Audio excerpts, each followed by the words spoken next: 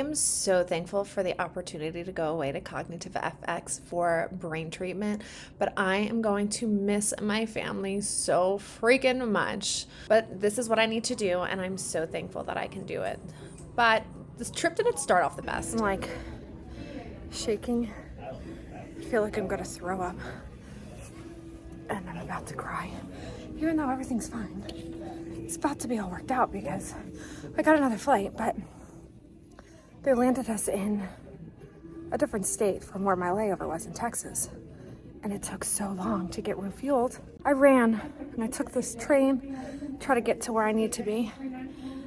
And I am so excited and so hopeful for this place to help me because I literally cannot do any cardio without feeling like I'm gonna die.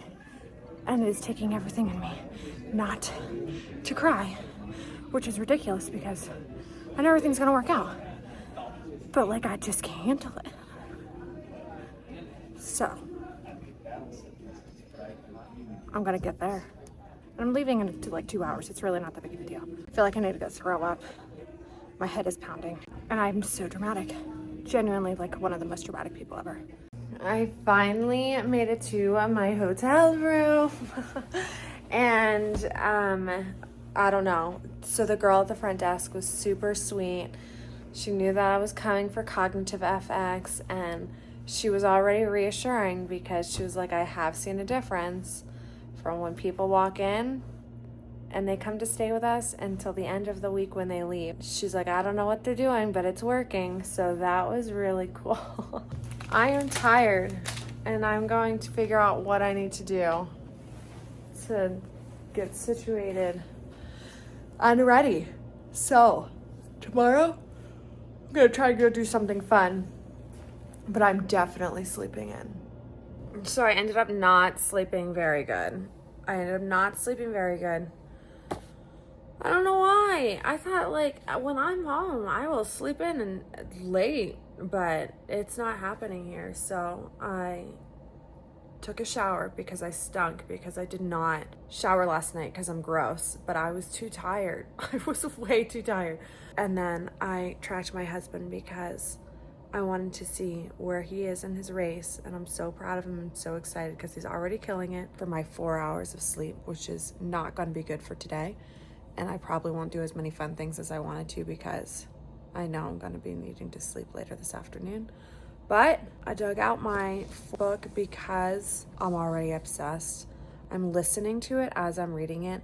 One, because my eyes start to like really hurt and I get a bad headache, and I always have a headache, but it just makes it worse. So like it's easier that I don't have to like sit there and like, I don't know.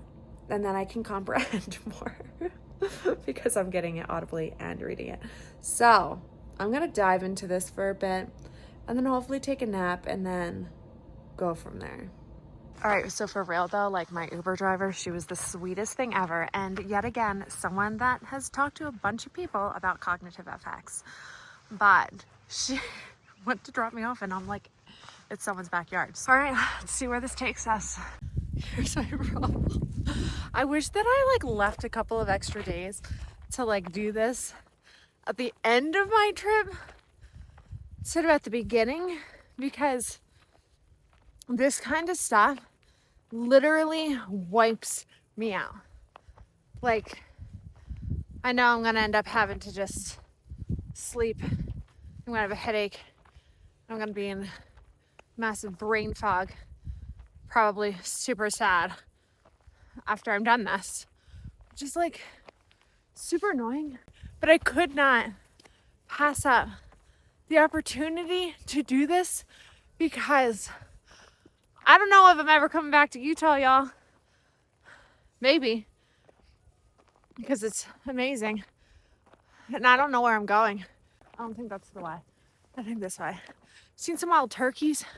I don't know if anything else is gonna come jumping out on me, but we'll see.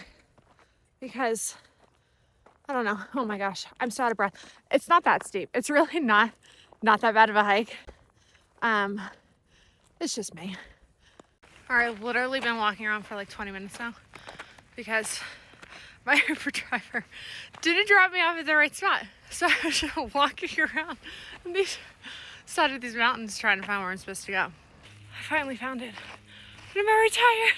And I didn't even actually start the actual hike. Ah. But I'm doing it. I'm going to do it because I know it's not long. All right, I gotta go so I can focus on my breathing.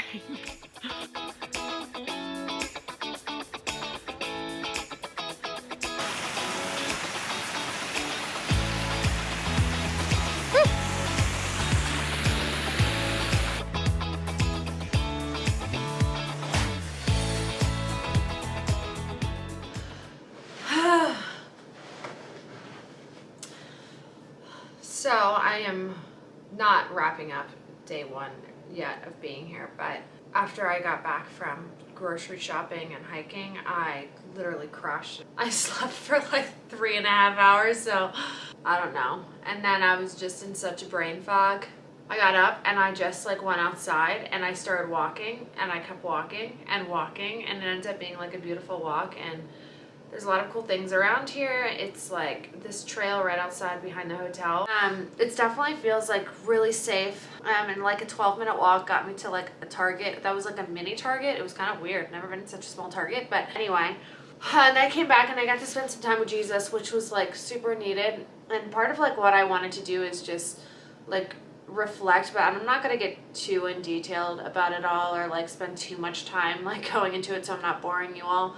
I'm like so first off, I'm like so extremely thankful that I have been given the opportunity to come out here, because honestly, and I'm gonna say it like probably a few times, like if it was not for this YouTube channel and for those of you who have been as obsessed with the hearth display as I have and have gotten your own, there's no way in heck I would have ever been able to afford to come out here and do this. So thank you. You have supported me in coming out here, whether you've realized it or not, by watching these videos, and have made it possible for me, because I would not have been able to pay for it on my own. Or like we just were not in a financial spot to do that. So thank you.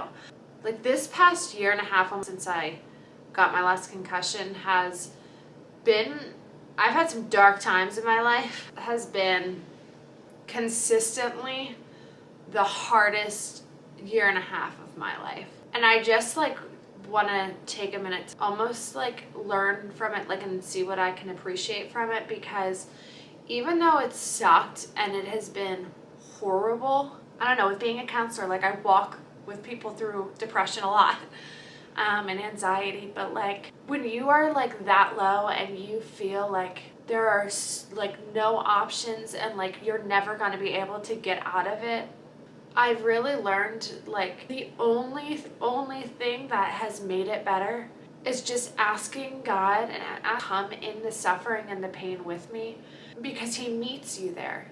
And it's not to take it away so bad, but he doesn't always take it away. And you'll definitely go through that time of like, what the heck, God? Like, why are you not, do you see me in this? Because if you see me in this and you love me, then why would you leave me here? And so it can be kind of hard to like navigate that. I don't know why I'm crying. But when you continue to just like ask God to just like be in that pain and in that suffering and like in those darkest moments and those darkest times with you, like he does meet you there. And he makes it bearable to a certain extent. Like he gives you hope even when it's like, God, I don't even know if I want the hope at this point, because it almost feels like scarier having hope, because then I want to like strive to making it like all better, because it could be better. But like he doesn't always do that. He just doesn't always take away our pain. And sometimes it kind of is like, wait, God, like why don't you see me? Or why don't you like love me enough to do this? But I've just like learned like he does love me so much, and he has been teaching me so much in like the lowest, hardest times, where like I like just getting up off of a chair or a couch or out of my bed because of like the thoughts that are in my mind, and like the way my body feels like just seems impossible.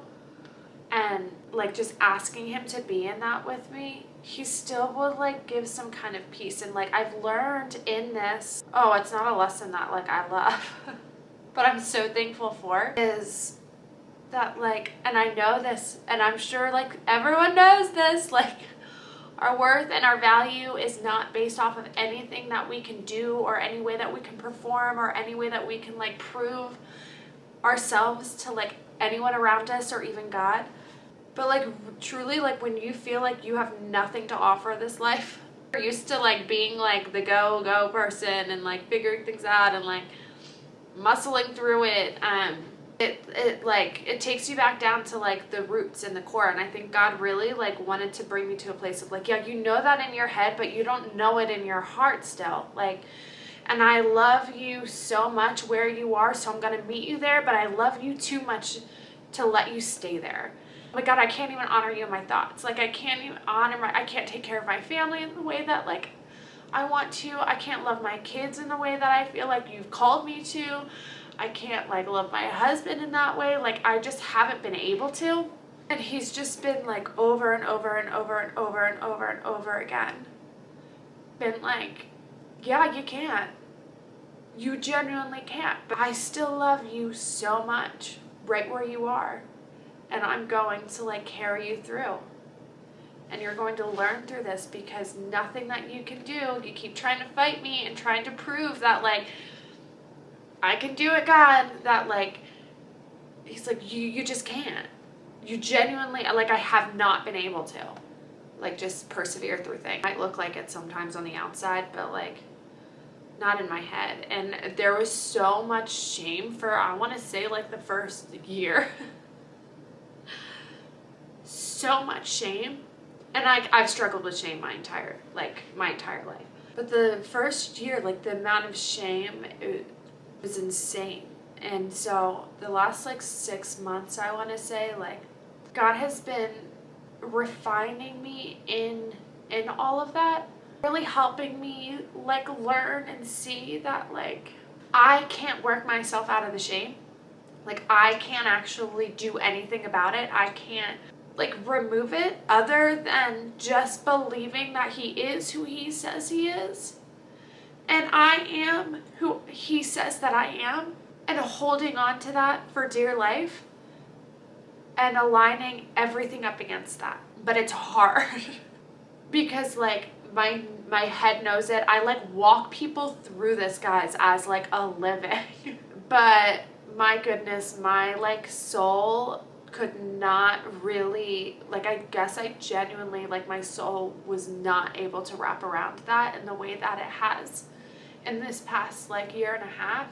But it's been extremely painful to get there.